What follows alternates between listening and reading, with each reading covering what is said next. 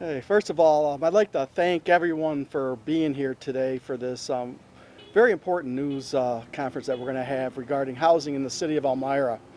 What we've coined this is City of Elmira's fight against blight. Tonight's City Council meeting, we will consider a resolution focusing on our worst landlords. It is part of a much wider focus on the city's housing. Housing is both a quality of life issue and a fiscal issue, as residential property taxes make up a significant portion of our revenue. Elmira has some very nice homes and some very nice neighborhoods, but we also have hundreds of vacant properties. Some qualified as zombie properties under New York State statute. We have many properties that are burned out and boarded up, and empty lots in residential neighborhoods where homes once stood. Almost half of our residents rent, and most of those are rent burdened, meaning that they sometimes pay as much as half their income for properties that are often substandard. While many of our chronically unsheltered face mental health and addiction challenges that are beyond the city's ability to serve, we believe increasing affordable and availability of quality housing will reduce homelessness and contribute to a sense of thriving as we lead Elmira's revitalization. This is a bipartisan work with the Reverend Gary Brinn, council member for the 4th District, joining me in making housing a priority in this next 4 years for this council in the City of Elmira. Since we'll be considering an important piece of legislation at tonight's City Council meeting, we thought it would be a good time to outline our efforts. Now I'll introduce to you Reverend Gary Brinn and let Gary speak about tonight's resolution. Thank you, Mayor Mandell. As the mayor mentioned, almost half of our residents rent. A healthy rental market has a mix of market rate and workforce units available, as well as maintained owner management and responsible tenants. Elmira is not a healthy rental market. As we work to expand the number of housing units available in the city, we must also address the slum conditions of some properties.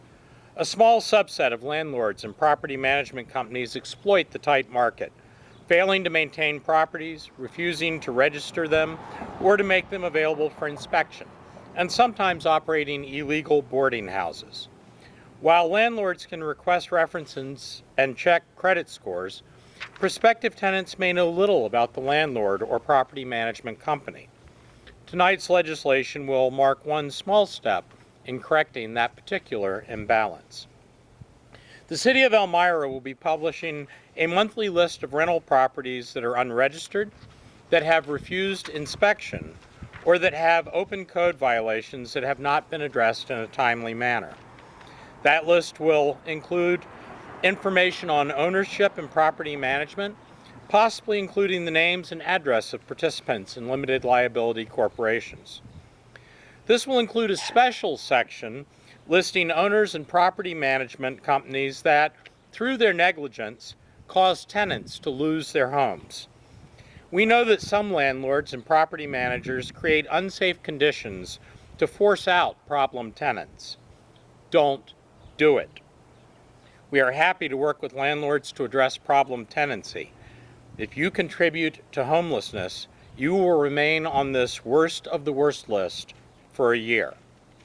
Of course, some landlords have no shame, and exploitation will continue to be a problem as long as we don't have enough housing. That brings us to our next focus area.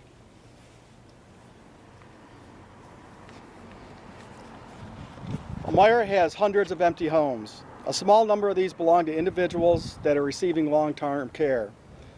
The overwhelming majority are in the hands of banks, holding companies, and long-distance speculators. These properties are going to be brought back to the market. Emma Moran from our Community Development Office is spearheading this effort. We have already met with representatives from the City of Albany, a city that has been successful in this area. Dramatic increases in enforcement and penalties for neglected zombie homes have led to significant financial settlements. We hold and neglect no longer profitable properties are coming back on the market. We are asking for our local courts to work with Elmira's Corporate Counsel Office, while our legal filings will add to the already strained court calendars. In the long term, improving the quality of life will help us reduce crime and the strain on our family and social support services. Our final focus area may be the most challenging. Our city is filled with empty lots and properties that are burned out and beyond repair. The city is often blamed for not seizing and demolishing these properties, though this is neither legal, proper, nor affordable. While we are exploring requiring insurance or performance bonds to cover the cost of demolition for registered rentals, ultimately, Elmira needs new construction. Unfortunately, most of the funding and the most cost-efficient form of urban development is large and often subsidized apartment complexes. While that is appropriate in some narrow circumstances, it does not fit the character of Elmira and is not what our citizens want. What we need and want is infill development. Small cities that maintain their historic core of dense mixed-use property often market those very neighborhoods, even as uniform code, zoning, and NIMBYism make it impossible to build those neighborhoods today. We can and should reduce some of those obstacles. For example, in a city where a quarter of our residents do not own cars, parking requirements along major bus routes make no sense. While we cannot reduce the material cost of construction, we can reduce expenses related to the approval process. We will pursue a series of approximately 6 different pre-approved designs that will fit the character of most Elmira neighborhoods. We will prioritize what is known as the missing middle, 2 to 6 unit properties with some units specifically designed for our aging population. Developers, whether wholly private or part of public-private partnerships, will know that if the lot is the right size, they can build in almost every zone in the city. Units might be used as rentals, structured as condominiums and cooperatives, or some combination of resident, owner, and rental. We are especially excited by the possibility of the vertical triplex, allowing us to bring many units online quickly and offering a step for those transitioning from the rental market or those seeking to downsize.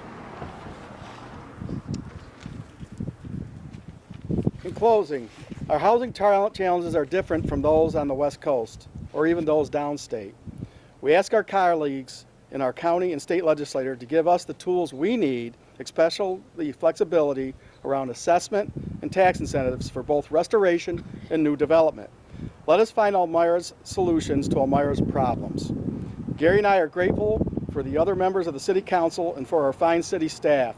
We have terrific partners and are excited to see what we can accomplish as residents and businesses join us in this effort. Thank you for being here, and we will now take questions.